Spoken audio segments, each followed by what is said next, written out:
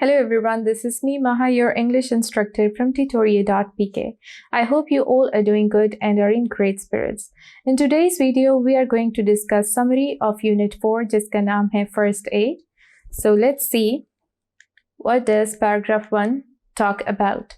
Paragraph 1 deals with the general information of first aid. First aid क्या होता है? इब्तदाई तिबी इमदाद। और फर्स्ट एड का नॉलेज हर किसी को होना ज़रूरी होता है, क्योंकि अक्सर ऐसा होता है ज़िंदगी में गैर मुतवक्के हादसात हो जाते हैं। कुछ ऐसी सिचुएशंस आ जाती हैं जहां आपको अचानक चोट लग जाती है, आप अचानक बीमार हो जाते हो। उन केसेस में आपको पैनिक करने की बजाय बल्कि पता होना चाहिए कि क्या इक़दामात लेने चाहिए उस सिचुएशन को डील करने के लिए। एंड इन इक़दामात को लेने के लिए आपके पास फ़र्स्ट एड का नॉलेज होना चाहिए। अब फ़र्स्ट एड के नॉलेज के लिए ज़रूरी नहीं कि आपके पास बहुत अच्छे मेडिकल इक्विपमेंट्स हो। आप मिनिमल मेडिकल इक्विपमेंट्स के साथ भी इस प्रोसेस को प्रोसीड कर सकते हैं। एंड ज़रूरी नहीं है कि एक डॉक्टर को ही फ़र्स्ट एड का नॉलेज होगा, कोई भी कॉमन पर्सन इसका नॉलेज हासिल कर सकता है और इब्तदाई तिबी इमदाद दे सकता है। और ये वो एड होती है जो कि क्रिटिकली नीडेड होती है पेशेंट के बिहाफ पे, क्योंकि अमूमन ये लाइफ सेविंग साबित होती है। Moving on to next paragraph. Next paragraph हमें क्या बताता है कि माइनर कट्स और स्क्रैचेस को किस तरीके से डील किया जा सकता है फर्स्ट एड की हेल्प से। सो फर्स्ट एड इसमें बहुत अच्छा रोल प्ले करता है और ज़रूरी नहीं होता है कि आप इसके लिए हॉस्पिटल जाओ। अमूमन तौर पर क्या होता है, ये स्क्रैचेस और कट्स जो होते हैं इनकी ब्लीडिंग खुद ब खुद स्टॉप हो जाती है, और अगर स्टॉप नहीं होती तो इसके लिए स्टेप्स बुक में दिए गए हैं। Moving on to next paragraph जिसमें हम फर्स्ट स्टेप देखेंगे, and it is of how to stop the bleeding of the wound. अगर आपको कोई कट या स्क्रैच लग गया है और ब्लीडिंग नहीं रुक रही है तो पहले तो आप क्या करेंगे, अपने हाथ से उस वूंड पर 20 से 30 मिनट तक प्रेशर देंगे। जब तक आप प्रेशर देंगे उस वक्त तक ब्लीडिंग रुक चुकी होगी। और अमूमन तौर पर आपको इसकी भी करने की ज़रूरत नहीं होती है, ब्लीडिंग खुद ब खुद रुक जाती है if the cut is small और scratch is small. Moving on to third paragraph जो कि हमें फर्स्ट स्टेप बताएगा कि ब्लीडिंग किस तरीके से रोकी जाएगी और वूंड को किस तरीके से ट्रीट किया जाता है। अगर आपके हाथ पे कोई भी स्मॉल कट या स्क्रैच लग गया है तो अमूमन तौर पर ब्लीडिंग खुद ब खुद रुक जाती है, और अगर नहीं रुकती है what you can do is कि आप उस वूंड पर 20 to 30 मिनट्स के लिए प्रेशर दोगे and then your bleeding will be stop. अगर नहीं रुकती है तो आपने उसको कवर कर लेना है बैंडेज से, और बार बार आपने चेक नहीं करते रहना कि ब्लीडिंग रुकी है या नहीं, क्योंकि अगर आप ऐसे करेंगे तो जो क्लॉट ऊपर फॉर्म हुआ है, जो जख्म ऊपर फॉर्म हुआ है वो इरिटेट हो जाएगा, और जब वो इरिटेट हो जाएगा या ख़राब हो जाएगा तो ब्लीडिंग दोबारा से होना शुरू हो जाएगी। एंड मोर ओवर आप ये कर सकते हो कि जहाँ पे आपको कट आया है आप उस बॉडी पार्ट को ऊपर की डायरेक्शन में रखोगे, नीचे नहीं रखोगे, क्योंकि जब आप ऊपर रखोगे तो ब्लीडिंग जल्दी रुकेगी, नीचे की तरफ रखोगे तो ब्लीडिंग नहीं रुकेगी। Moving on to next step which is of cleaning the wound. सफाई वूंड की बहुत ज़रूरी है, और आपने वूंड को किस तरीके से साफ़ करना है, क्लीन वाटर से। You are suppose to use just clean water for the wound, और जो इर्द गिर्द का एरिया है वूंड की सराउंडिंग्स है उसको आप सोप या वॉश क्लोथ से साफ़ कर सकते हो। बट मेक श्योर कि जो सोप है वो वूंड को टच नहीं करेगा, ज़ख्म को रीच नहीं करेगा, क्योंकि अगर वो ज़ख्म को रीच करेगा तो हो सकता है कि ज़ख्म ख़राब हो जाए या उसमें पेन या इन्फ्लेमेशन हो जाए। And then what you will do is कि अगर आपको कहीं गिर के चोट लगी है तो हो सकता है कि आपके ज़ख्म में कोई डर्ट पार्टिकल्स हो या डब्री हो या वेस्ट पार्टिकल्स हो, तो उसको रिमूव करने के लिए you will take help from tweezers. और ट्वीज़र्स कौन से होने चाहिए, अल्कोहल से साफ़ होने चाहिए। उन ट्वीज़र्स की हेल्प से आप वो डर्ट पार्टिकल्स को ज़ख्म से रिमूव करेंगे सो दैट कि कोई इन्फेक्शन ना हो जाए या टेटनस होने के चांसेस ना हो। टेटनस क्या होता है कि अगर आपको फॉर एग्जांपल रोड पे गिरकर कोई चोट लगी है तो हो सकता है कि वहाँ पे कुछ ऐसे बैक्टीरिया हों जिससे इन्फेक्शन हो सकता है, और वो जो इन्फेक्शन कॉज करते हैं उसको टेटनस कहते हैं। Moving on to next paragraph which is of applying antibiotic. आपने अपने ज़ख्म पे बहुत थिन लेयर लगानी है एंटीबायोटिक क्रीम की या कोई भी एंटीबायोटिक ऑइंटमेंट की। ये आप किस लिए यूज़ करते हो, to keep your wound moist.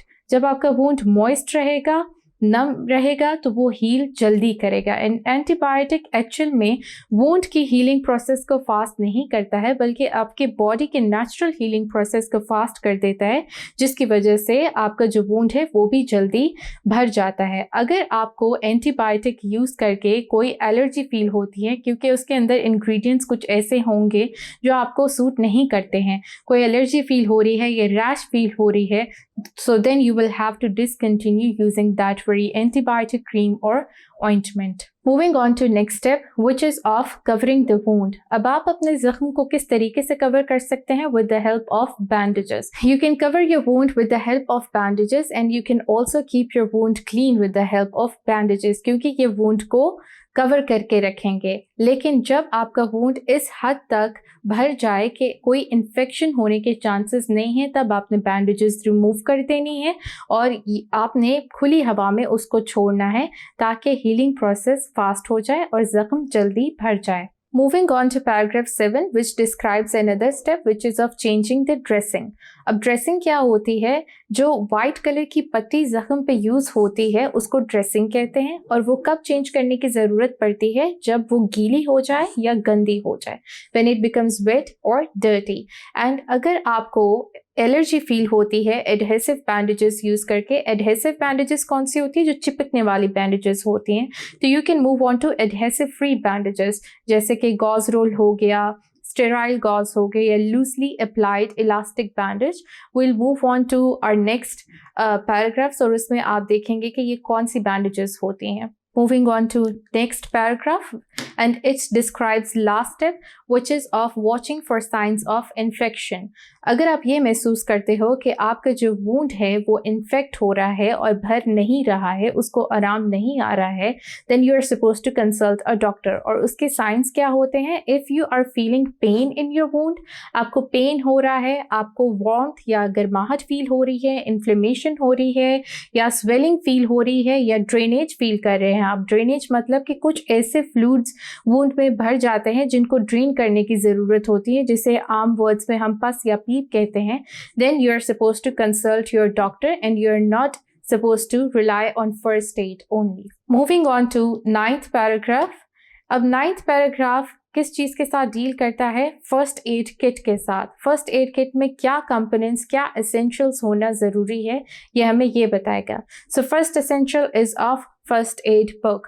First aid kit में फर्स्ट एड बुक का होना बहुत ज़रूरी है, बिकॉज़ ये हमें गाइड करेगी कि अगर आपको ये डिजीज़ है या ये इन्फेक्शन है तो इसके लिए आपको ये मेडिसिन यूज़ करना ज़रूरी है। ये आपको इंस्ट्रक्शंस देंगी। So second point is of bandage या प्लास्टर्स। आपके फर्स्ट एड किट में बैंडेजेस या प्लास्टर्स होना बहुत ज़रूरी है, और डिफरेंट साइजेस के होना ज़रूरी है। बैंडेजेस किस लिए होना ज़रूरी है? क्योंकि ये कट्स को कवर करते हैं, स्मॉल कट्स एंड स्क्रैचेस को। And bandages should be available of different sizes because ये different body parts के लिए यूज़ किए जा सकते हैं। Moving on to next point, which is of elastic bandages. Elastic bandages किस लिए यूज़ होते हैं? जब आपके जोड़ों में दर्द हो या फ्रैक्चर हो या आपके कोई जोड़ में मोच आ जाए, तब इलास्टिक बैंडेजेस यूज़ होते हैं। एंड अगर आपने देखा हो कि कुछ लोगों को हाथ में चोट लगती है तो उनको स्लिंग बना के गर्दन से हाथ में लाया होता है, उस स्लिंग के लिए इलास्टिक बैंडेजेस यूज़ होती हैं। And then gauze and adhesive tape. Gauze क्या होता है? वाइट कलर की पट्टी जो जख्म को कवर करने के लिए यूज़ होती है, उसको हम गॉज रोल कहते हैं, और इसके पैड्स भी आते हैं जो कि जख्म पे रखे जा सकते हैं, उसको गॉज पैड्स कहते हैं। ये किस लिए यूज़ होता है? जब बैंडेजेस जख्म को कवर ना कर सके, वुंड ज़्यादा बड़ा हो, then you are suppose to use gauze rolls and gauze bandages. And gauze rolls को चिपकाने के लिए और प्लेस पे रखने के लिए किस चीज़ की ज़रूरत है? एडहेसिव टेप की, एक चिपकने वाली टेप की ज़रूरत होती है, बिकॉज इनके अंदर एडहेसिवनेस नहीं होती है, ये खुद से नहीं चिपकते हैं like bandages. Moving on to next essential, which is of antiseptic wipes, alcohol swabs या cotton wool. एंटीसेप्टिक वाइप्स क्या होती हैं? आपने देखा होगा कि छोटी सी पैकेट होती है, उसके अंदर अल्कोहल स्ट्रिप होती है जिसके ऊपर अल्कोहल लगा होता है. It is used for cleaning the wound. And then swabs क्या होती हैं, जिससे आप आमतौर पर कान साफ करते हैं, उसको क्यू-टिप भी कहते हैं. And then cotton wool. Swabs and cotton wool first aid kit में इसलिए होनी चाहिए क्योंकि इसकी मदद से आप अपने वूंड पर मेडिकेशन अप्लाई कर सकते हैं, मेडिसिन अप्लाई कर सकते हैं और डिज़ायर्ड अमाउंट की मेडिसिन अप्लाई कर सकते हैं. अगर आपका ज़ख्म छोटा है, you can take help from swabs. अगर बड़ा है, then you can take help from cotton wool. Moving on to next essential or component, which is of safety pins and tweezers. Now, why will we need safety pins in first aid kit?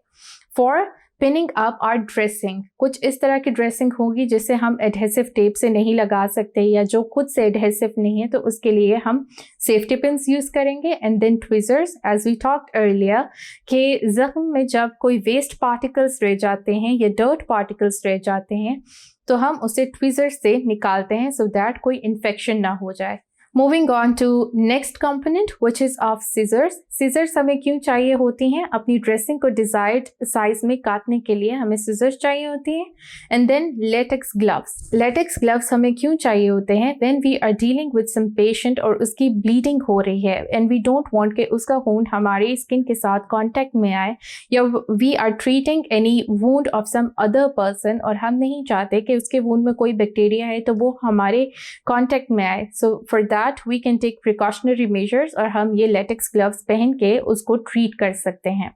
Moving on to next component, which is of calamine lotion. अगर आपका हाथ जल गया है या किसी चीज़ ने आपको डंग मारा है तो आप उसको राहत देने के लिए ये calamine lotion यूज़ कर सकते हैं.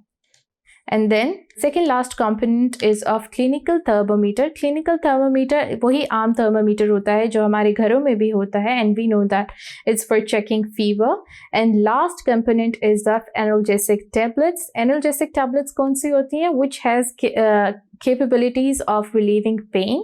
ये पेन किलर्स होते हैं जैसे कि हमारे पास पैनाडोल हो गया, एस्पिरिन हो गया, पैरासिटामोल हो गया. सो इनको हम एनाल्जेसिक टैबलेट्स कहते हैं. With this we have come towards the end of our today's video lecture. I hope जो भी आज हमने पढ़ा वो आपको क्लैरिटी के साथ समझ आया होगा. Inshallah we'll be meeting with some new topic in our next video. Till then, take care. This is me, Maha, your English instructor, signing out.